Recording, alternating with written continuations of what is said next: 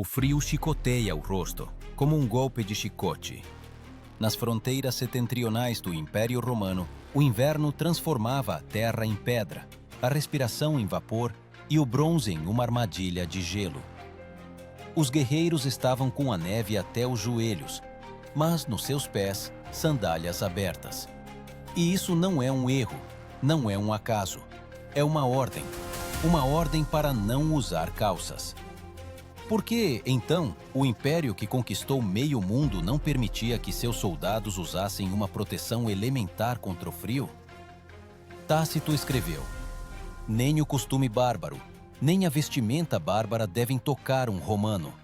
Para o legionário, calças, um sinal de bárbaro. Bárbaros são os gauleses, germânicos, sármatas, pessoas do norte, onde o frio é mais forte do que a lei. E o romano deve permanecer romano mesmo na neve. Assim nasceu o símbolo tácito da civilização, joelhos nus sob o ferro. As calças de tecido eram chamadas de bracae, da palavra celta, bracae. Este item de vestuário era comum entre as tribos do norte muito antes das campanhas romanas na Britânia e na Gália. Para os bárbaros era uma necessidade, para os romanos uma desonra. Na legião, as calças eram consideradas quase um sacrilégio, como se um oficial tirasse sua armadura antes da batalha. Mas imagine esta imagem. No vento, cheio de agulhas de gelo, centenas de guerreiros estão de pé em sandálias de couro, envoltas em trapos, erguendo escudos nos quais a geada congela. Eles marcham 20 km por dia sobre a terra congelada, com caneleiras de bronze e túnicas de lã, e cada passo ecoa com dor. Sob a roupa leve, seus corpos tremem, mas a disciplina romana não permite um som, nem uma queixa. Plutarco escreveu que o legionário deveria ser capaz de suportar qualquer adversidade, tanto o calor do deserto quanto o frio do vento norte. Eles eram treinados para isso. Eles percorriam 30 km por dia com equipamento completo, pesando até 30 kg. Eles dormiam no chão, onde o gelo se cravava nas costas, e comiam mingau congelado na tigela. Mas as queixas eram consideradas uma fraqueza, e a fraqueza, uma traição. O calçado desses guerreiros, calcei e caligae, eram sandálias militares com rebites, reforçadas com ferro. Eles deixavam no chão pegadas, semelhantes a marcas de garras de fera. Arqueólogos os encontraram sob a floresta de Teutoburgo, onde 3 legiões de Varo desapareceram nos pântanos e na névoa. Na pele restaram vestígios de sal, não de suor, mas de sangue congelado. Comandantes romanos como Júlio César e Germânico sabiam que o frio mata não mais lentamente do que uma espada. Mas eles também entendiam outra coisa. Se um legionário usasse calças, ele aceitaria em si uma parte do bárbaro. E Roma construiu um império não com espadas, mas com uma ideia de superioridade que começava com a vestimenta. Quando a geada se elevava sobre o acampamento à noite, os guerreiros reuniam-se em volta das fogueiras, enrolando-se em seus mantos, mas os pés permaneciam descobertos. Era um ritual, uma prova de espírito. O frio transformava-se em um instrumento de formação. Ele afiava à vontade, como um ferreiro afia uma lâmina. E em algum lugar entre o sofrimento e o orgulho, nascia um novo tipo de homem, o miles romanus, o guerreiro romano. Mas o que acontecia quando a legião se encontrava nos confins do império, onde o inverno durava meio ano, onde o vento do norte podia parar a respiração? Como manter a ordem quando a lei contradiz a própria vida?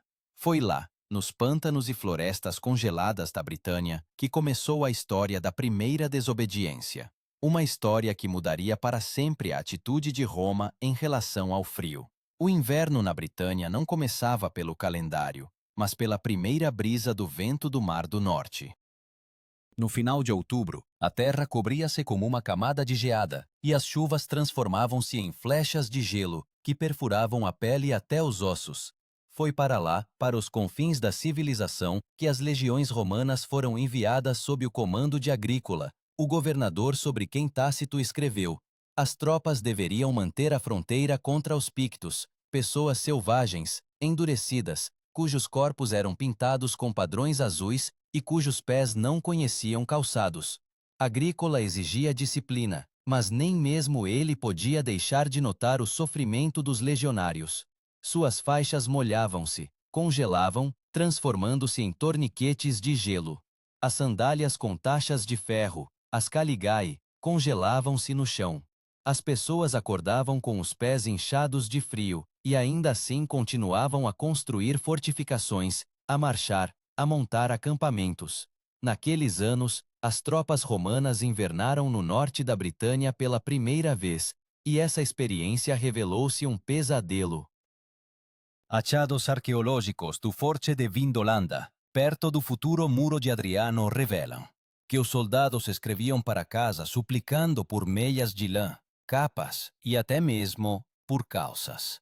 Um fragmento de carta preservado em uma tabuleta de madeira contém o pedido: peço que enviem mais meias e roupa íntima, pois o frio é terrível. Estas linhas não são retórica, mas um grito de dor que ecoou através de 2 milênios. Gradualmente, os legionários começaram a violar a proibição.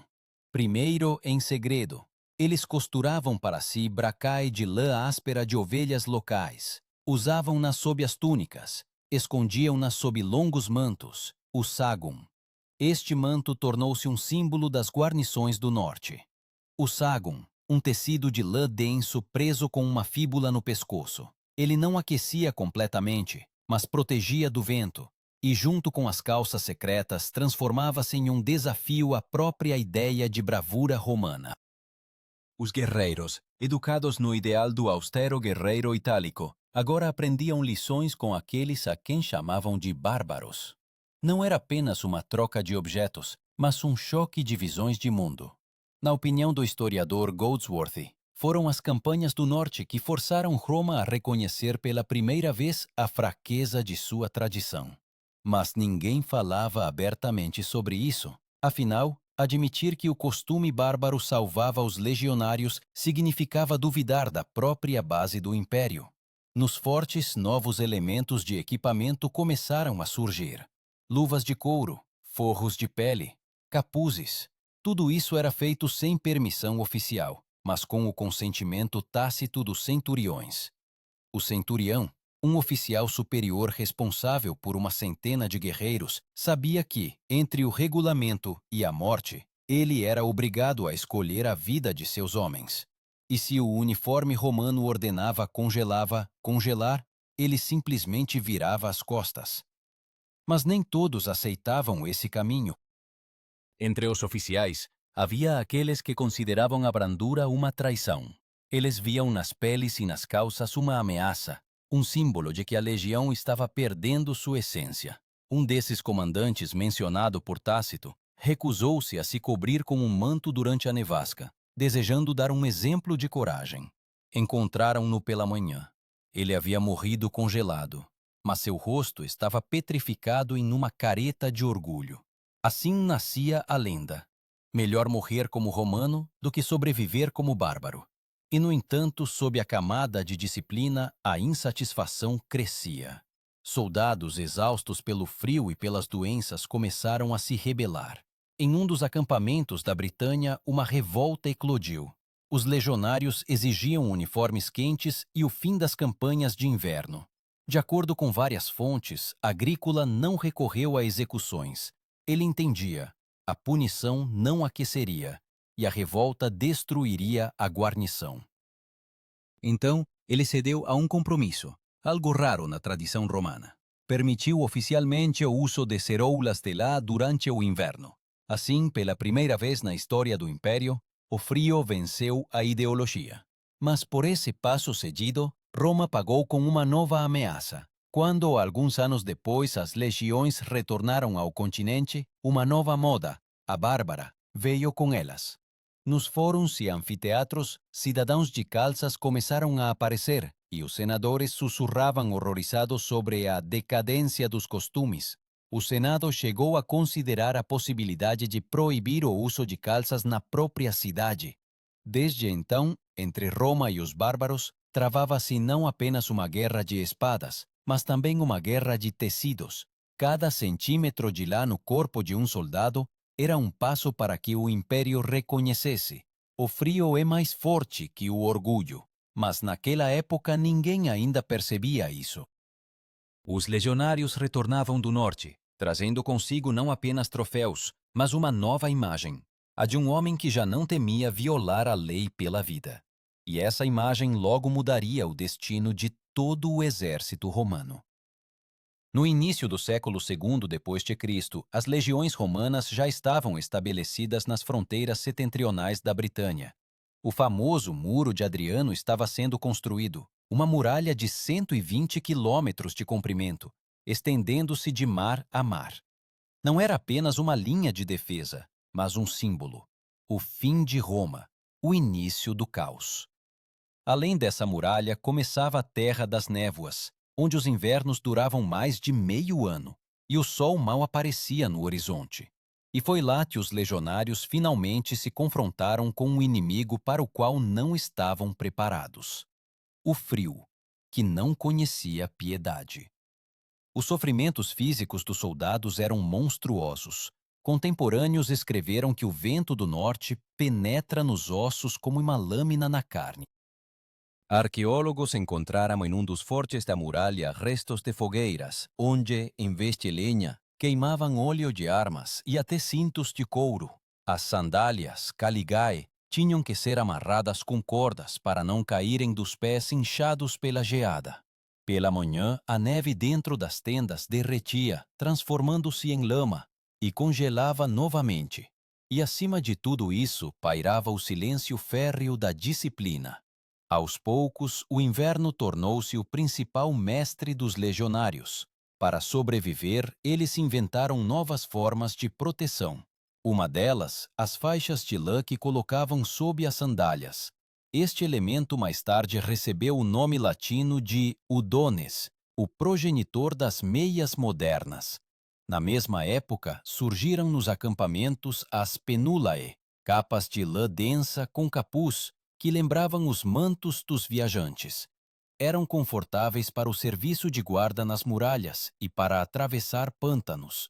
Mas não menos importante foi a reestruturação interna do exército. Se antes o legionário era percebido como a personificação do guerreiro do sul, acostumado ao sol e à poeira, agora ele se tornava um soldado dos ventos frios. Os comandantes começaram a considerar as condições severas ao planejar as operações.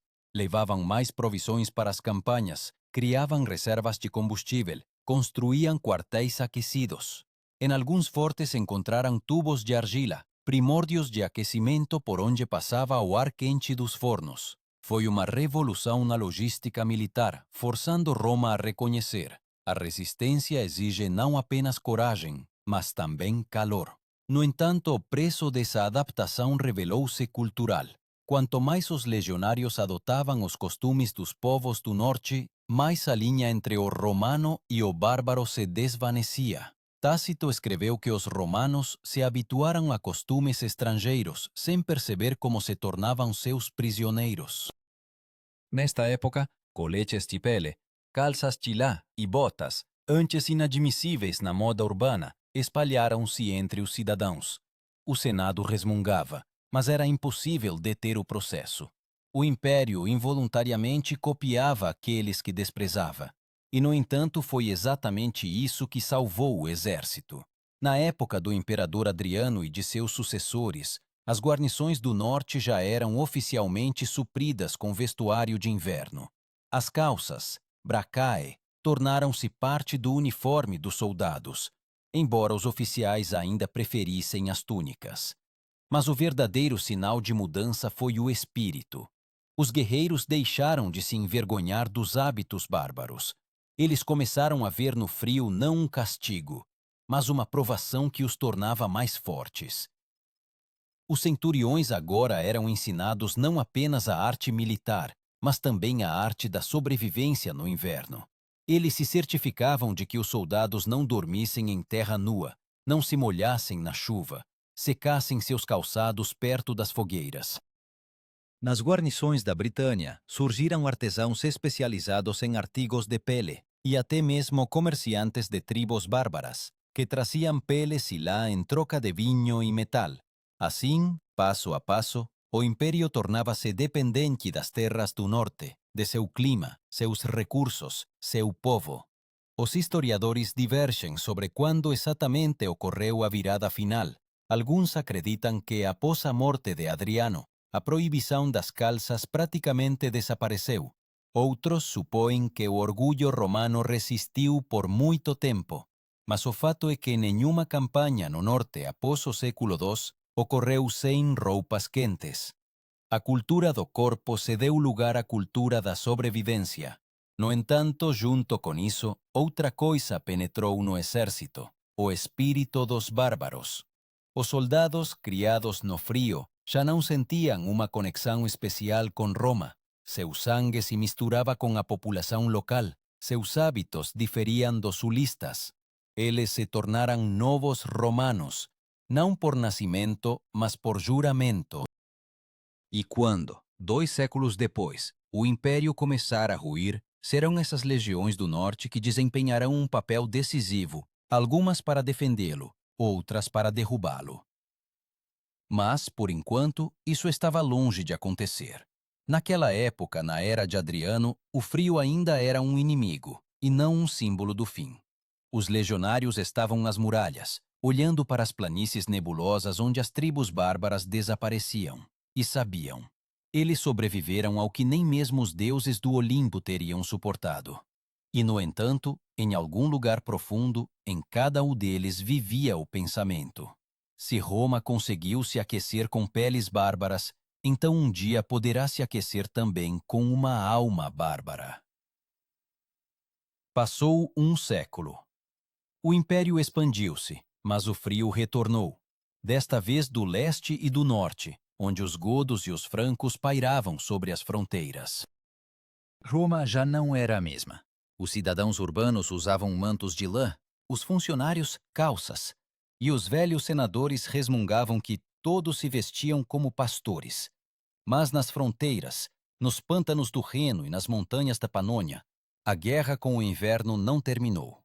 Aqui, na junção do mundo e do caos, as legiões romanas passavam por novas provações, não apenas climáticas, mas também de lealdade. Na época do imperador Marco Aurélio, começou a chamada Guerra Marcomana. As legiões estavam na Áustria, às margens do Danúbio. As temperaturas no inverno caíam abaixo de 0, e a neve acumulava-se em 1 metro. As árvores estalavam com o frio. A água nos caldeirões transformava-se em gelo. E novamente os soldados estavam de guarda em sandálias, porque os suprimentos de equipamento quente não chegavam a tempo do sul. Nas crônicas de Dio Cássio, há uma linha: muitos legionários pereciam não pela espada, mas pelo frio intenso. Esta guerra mostrou: o frio mata impérios tão eficazmente quanto os bárbaros. Para salvar as tropas, o comando decidiu dar um passo que, 100 anos antes, teria sido considerado impensável. Foi introduzido o equipamento de inverno obrigatório: calças de lã, gorros e luvas de pele. Desde então, as bracai tornaram-se definitivamente parte do uniforme romano. Mas nesta solução prática escondia-se um golpe simbólico. A linha entre o romano e o bárbaro desapareceu. Agora todos usavam o mesmo. Os soldados das legiões do norte já falavam um latim rudimentar, comiam comida local e casavam-se com mulheres das tribos conquistadas. Assim se formou uma nova classe, os limitanei, guerreiros da fronteira. Eles viviam na fronteira do império, guardavam os fortes, cultivavam a terra, conheciam os caminhos de inverno e os espíritos locais. Estes não eram cidadãos disciplinados de Roma, mas sim severos guardiões do frio, acostumados à vida sob a neve. No seu cotidiano, peles, couros e lã não eram um luxo, mas parte da sua identidade. Gradualmente, a forma de comando também mudou. Se antes o legado enviado de Roma distinguia-se por seus modos e vestimenta, agora até ele vestia braçai quentes e botas. O legado, um oficial superior nomeado pelo imperador, comandava uma legião inteira, mas agora sua autoridade dependia do respeito das pessoas endurecidas pelo gelo. Aqueles que tentavam ditar as velhas ordens não duravam muito. Os soldados desprezavam quem não sabia como sobreviver ao inverno. Os historiadores acreditam que foi nesta época que uma nova filosofia se consolidou definitivamente no exército. Melhor aquecer-se como um bárbaro do que congelar como um romano. O calor tornou-se uma medida de razão. Achados arqueológicos dos fortes do Danúbio confirmam. Os soldados criavam sistemas completos de fornos, construíam quartéis de pedra com pisos sob os quais circulava ar quente. Este princípio de aquecimento era chamado de hipocausto. Foi inventado para banhos, mas as legiões do norte o transformaram em uma arma contra o inverno. E, no entanto, o preço da sobrevivência revelou-se alto. Juntamente com os hábitos bárbaros, os legionários também adotaram a liberdade bárbara. Em suas falas surgiam palavras estrangeiras, em suas canções, motivos estrangeiros. Eles tornaram-se mais independentes, menos obedientes ao centro. Quando Marco Aurélio morreu, muitas guarnições recusaram-se a obedecer ao novo imperador, Cômodo. A fronteira entre lealdade e rebelião mostrou-se tão tênue quanto entre o frio e o calor. Em cartas daquela época encontram-se linhas sobre soldados que começaram a considerar-se senhores do vento do norte. Isso não era apenas uma expressão poética, era um novo mito. O legionário agora via-se não como portador da civilização romana, mas como senhor dos elementos. E quando no terceiro século começar a grande agitação, serão esses guerreiros endurecidos pelo frio que primeiro levantarão a espada não contra os bárbaros, mas contra a própria Roma. Mas até esse momento restavam décadas. Enquanto isso, nas planícies do Danúbio, os legionários erguiam muros de pedra, fortificavam acampamentos, secavam roupas junto às fornalhas, e cada vez menos se lembravam de que, outrora, as calças eram consideradas uma vergonha. Eles riam dos tabus antigos como de um conto infantil e apenas os velhos centuriões às vezes diziam: houve um tempo em que Roma não conhecia o frio. E essas palavras soavam já não como orgulho, mas como um reconhecimento de derrota. No entanto, seria isso uma derrota ou uma evolução? A capacidade do império de aprender com os inimigos e tornar-se mais forte, pois foram justamente aqueles que aprenderam a sobreviver na neve que depois defenderiam a Europa das hordas bárbaras. Mas naquela época, naqueles invernos sob o Reno e o Danúbio, ninguém pensava no futuro. Os guerreiros simplesmente vestiam suas braçais de lã, ajustavam suas espadas e saíam para o frio intenso, porque a guerra não esperava pelo calor. O terceiro século. O império estalava sob a pressão, não apenas dos inimigos, mas também do tempo. As tropas, espalhadas por fronteiras intermináveis, lutavam na neve, na lama e no nevoeiro, cada vez mais distantes dos mármores dourados de Roma. O centro perdia poder, e as províncias viviam cada vez mais segundo suas próprias leis. Os legionários, crescidos no norte, já não viam diferença entre si e aqueles a quem ontem chamavam de bárbaros.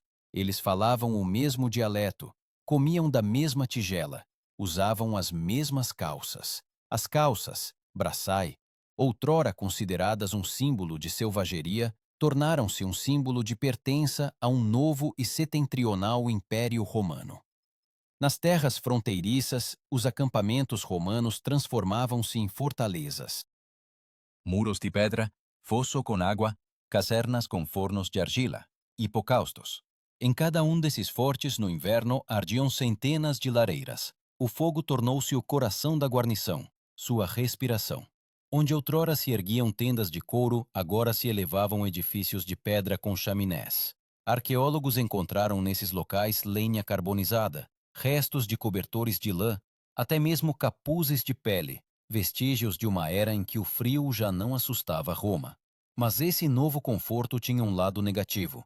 Os soldados acostumados ao calor e à comodidade passaram a se parecer menos com aqueles guerreiros severos que outrora conquistaram o mundo.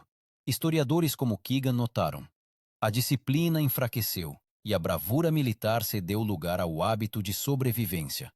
Os legionários agora mais construíam do que guerreavam. Seus dias passavam na reparação de estradas, na preparação de combustível e na guarda das aldeias locais. E, no entanto, a ameaça não desaparecia. Do leste vinham os godos. Do norte, Os francos. No inverno eles atacavam com mais frequência, sabendo que os romanos estavam exaustos, que as estradas estavam cobertas de neve. Então os legionários deixavam seus quentes quartéis e novamente iam para a batalha. Nessas batalhas a geada tornou-se aliada do inimigo. Lanças quebravam-se com o frio, espadas congelavam nas mãos. Os legionários envolviam os cabos com tecido para não queimar a pele com o ferro. Para combater isso, os comandantes introduziram novas táticas. Agora, antes de ir para a batalha, os guerreiros esfregavam a pele com gordura, untavam os pés com óleo para se protegerem da congelação. Essas técnicas vieram dos bárbaros, germânicos e sármatas, acostumados às guerras de inverno. Assim, os antigos inimigos, sem querer, tornaram-se professores. Em meados do século, o exército deixou de ser romano no sentido antigo da palavra. Dos 20 legiões, metade era composta por soldados de origem não itálica. Eles usavam nomes bárbaros, mas juravam lealdade ao imperador. Eles se consideravam defensores do império, embora seus rostos e roupas já falassem de outro mundo. Inscrições latinas nas muralhas dos fortes coexistiam com runas germânicas, e em vez das águias padrão apareciam símbolos locais, lobos, ursos, renas. Enquanto isso, em Roma ainda viviam pessoas que acreditavam que a grandeza começava com a aparência. Os senadores escreviam decretos conclamando a restaurar a antiga austeridade. Em uma dessas resoluções mencionava-se até a proibição de usar calças em locais públicos para os cidadãos da capital.